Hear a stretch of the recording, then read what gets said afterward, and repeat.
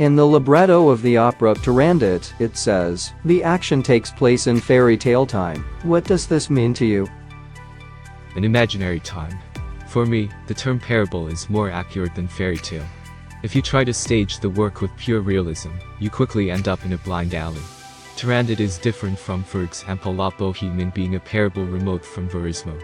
Essentially, it's about how a young man who we know nothing about, except that he's a fugitive, stumbles into a world whose laws he only gradually comes to understand.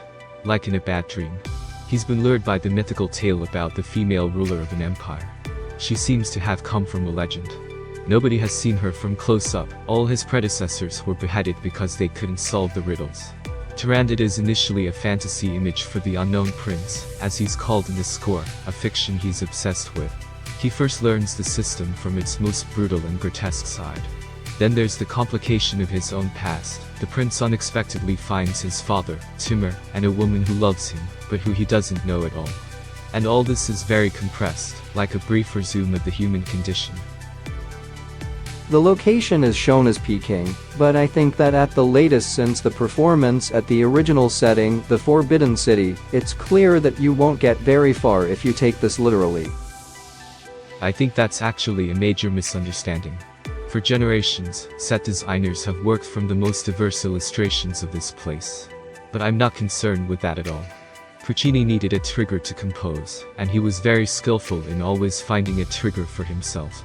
I believe he was only interested in China to the extent that he could draw on certain harmonic features and motifs which people associate with China, a compositional access which creates a certain foreign sense, primarily through its exoticism. And this is where it becomes interesting for me. Because this helps distance the work and focus our attention on what it's actually about, less about the grandeur of the sets and costumes, more about the primeval ways that humans organize for living together, and their roots. When I think about the opera, it seems to me that it's telling three different stories. First there's Calaf then Turandot, who doesn't even appear until Act 2, and finally a story of how the crowd can be manipulated. Which of these three interests you? I want to tell Calaf's story in Act 1 as he falls into the clutches of the system. How does he experience the system? In Act 2 I'm telling about Turandot's experience. In other words, a change of perspective. She talks about what happened to her ancestor many thousands of years ago. But it's very clear to me that this has to be about a personal experience, abuse by an outsider. I think the question who did it is of secondary importance. The decisive thing is that we're looking at a damaged, injured person. I'd like to show the violence of Turandot's effort to protect herself from becoming a victim again. This lands her in the role of the perpetrator. Once you've seen into her, you understand in retrospect the system which Calaf encounters in the first act. The central concept for me is fear. Personal fear transfers to society and shapes the system. Fear of being hurt, being weak. Act 3 is about how Turandot and Calaf come together as a couple, a genuine love story between two modern people which I take very seriously. Before they can be together, they need first to be clear with themselves. Here, they can help each other. Particularly today, where many people flit from one relationship to the next, there is frequently bad experience, results from the past, which can be simply blown off. This love story is frequently underexplored in performances of the opera. People always take Liù as the embodiment of true love, while the title figure is presented as a cold woman who undergoes a transformation at the end which is difficult to understand. I would like to show Liù more as performing a function. Her actions are a concept which evokes changes in Calaf and Turandot. I see her more as a construct, despite the moving music Puccini wrote for her. If you want to show the love story between Calaf and Turandot, then you can't finish with Liu's death and the subsequent music of mourning, as is occasionally done in stagings, following the world premiere where Arturo Toscanini laid down his baton at this point. How do you deal with the problem that Puccini himself never finished the composition? I must admit that I don't find that so much of a problem. Franco Alfano, in his original version, known as Alfano I, did that very well. He followed Puccini's idea and compassed a very organic ending. The euphoria at the end tells me that it's possible to change into another person. This courage to yield to great emotions fascinates me. This is where the story reverts to myth. I find the pomp of the finale interesting in these terms, because it creates a paradox. The couple have just found each other, and they're immediately torn into the public sphere, functional roles. Act 1 works with hard cuts and abrupt changes in the mood of the mob, almost like film dramaturgy. In contrast, Act 2 focuses on an ongoing situation, the riddles. Act 3 again has a very episodic structure, until the story ends in the duet of the two protagonists. How can you respond to this diversity in terms of the set? We decided to put the chorus in front of the space for the action, as it were, so that the dynamic of its interventions is very strongly evident acoustically. At the same time, we put the emphasis on the two main characters. The story easily gets lost in the Wimmel picture that the dramaturgy of Act 1 can evoke. This is why the chorus has a very strong presence here with us, but doesn't share the stage with the protagonists. We work with a public area, a sort of atrium. You see the door that strongly attracts the prince, but he isn't allowed in yet.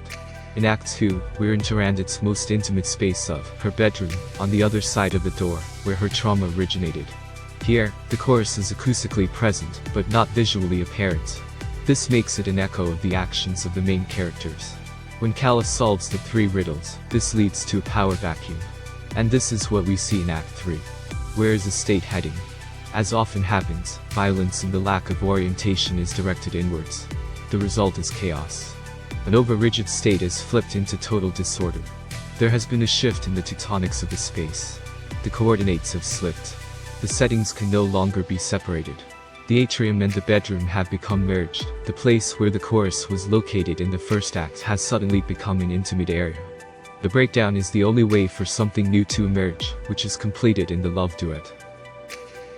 You talked about the door where Calaf requests admission. There is a concrete inspiration for this element of the set, which has to do with Vienna. What's this about?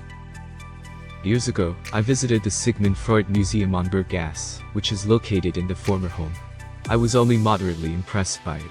But when I wanted to go back, I suddenly found myself standing before the closed front door, which was protected by heavy locks and bars inside. The man who had worked so intensively to research our primal fears must have felt a positively paranoid need for security. The anti-Semitism of the time certainly gave him good reason for this. Perhaps Freud had a justified fear that society can flip. There are three characters in the opera which come from the Commedia dell'arte: Ping, Pang and Pong. They're taken from Carlo Gozzi's original, but Puccini reshaped them. In their scenes, exotic elements are most apparent. At the beginning of Act 2, they come closest to us. How do you handle this trio, which brings in a comical element? It's very well constructed by Puccini. In our interpretation, we see them initially as a sort of senior official in an ant-like system. They take their duty almost too seriously and are completely caught up in it. They slip into comedy through their fussy obsession with minor details. At the start of Act 2, we see them in private together. This is a glimpse behind the scenes of the system as well as the three characters. We see how much they suffer from the role they have to play. They express trivial, very human desires, and this makes them real. As if they're taking off masks. These highly artificial beings are suddenly understandable as private individuals. But then they are called to their duty. In the further course of Act 2 and in Act 3, we see them in different terms, after we've seen how hateful the system is to them. Even if they don't let this show, we are aware of this as onlookers. This is a sort of digression, a very personal, moving little story. The automatic operation of the system means that they can't escape from it. They're part of a bureaucracy which despises people. You could associate that with the time the opera was created and characterized by the rise of fascism in Europe. How do you relate to that? I see this bureaucracy more from the perspective of the Jacques Tati, or in the context of the writings of Franz Kafka. When bureaucratic procedures are highly ritualized, the horror their effects should evoke is no longer felt. The inhumanity lies in the perfection of the system. Only one thing matters: does something fit the pattern or not? This shuts down empathy. In Kafka, the powerlessness of the individual is very clearly described as they collide with a machinery they cannot understand. That's another meaning of the oversized door in our set. There are declared Puccini haters who criticize his music as sentimental. How would you respond to such judgments? In my socialization as a man of the theater, I was often confronted with this kind of attitude. But when I'd worked on several of Puccini's operas myself, it became clear to me what an incredible instinct for the theater he has. He puts the things he's presenting precisely in focus. I don't find the emotions false. If they seem to be, that's because of how it's done. Conceptually, Puccini is very truthful and intensely aware of the effects. That's why we go to opera. We're dealing with great emotions, and you can't take a half-hearted approach. As a director, you have a responsibility to capture the genuine side of it, and that's only possible with great artists as performers. You can't work with clichés, just repeating empty gestures. Perhaps you need to get some distance first, so that you can put the focus on the story arc again. I sometimes think it's positively tragic that there's virtually no music I honor more than Puccini's, but hardly any performance in the theater I loathe more than a dishonest interpretation of his works.